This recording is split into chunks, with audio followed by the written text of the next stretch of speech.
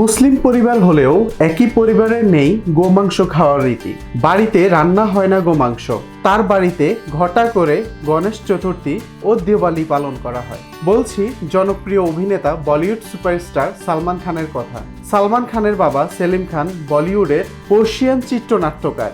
দুই ভাই আরবাজ ও সোহেল খান বলিউডের জনপ্রিয় অভিনেতা। শুধু খান নয়, এই পরিবারের যেন বলিউডের খানদান।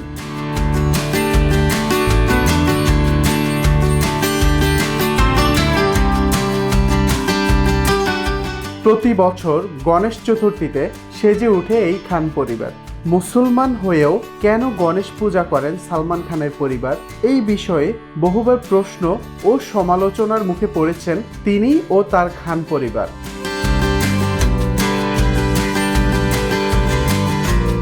এক সাক্ষাৎকারে সালমান খান জানিয়েছেন, হিন্দু ধর্মে যেমন গরুকে মা হিসাবে পুজো করা হয়, ঠিক তেমনি তার কাছে গরুকে মায়ের মতোই দেখেন তিনি।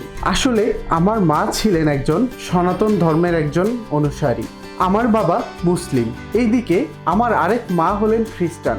আমার মায়ের সঙ্গে একই বাড়িতে থাকি আমি। আমার মায়ের কাছে সব ধর্মই সমান। প্রত্যেকেরই উচিত সব ধর্ম সমন্বয়ে বিশ্বাস করা।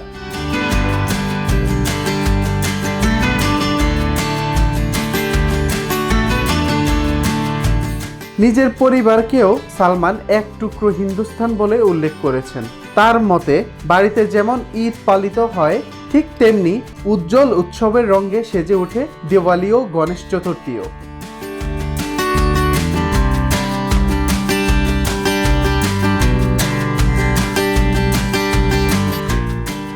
পদবীর কারণে একাধিকবার দেশদ্রোহিতার অভিযোগ ও কটাক্ষের মুখে পড়লেও সালমান বরাবর প্রমাণ করেছেন তিনি ধর্মের ঊর্ধ্বে মানবতার ধর্মকেই বড় করে দেখেন। কখনো সিনেমার মাধ্যমে সকল ধর্ম সমন্বয়ের বার্তা দিয়েছেন, আবার কখনো স্বেচ্ছাসেবী সংস্থা খুলে দুস্থদের সাহায্য করে বুঝিয়ে দিয়েছেন যে তিনি আদতে মানবতার ধর্মে বিশ্বাসী।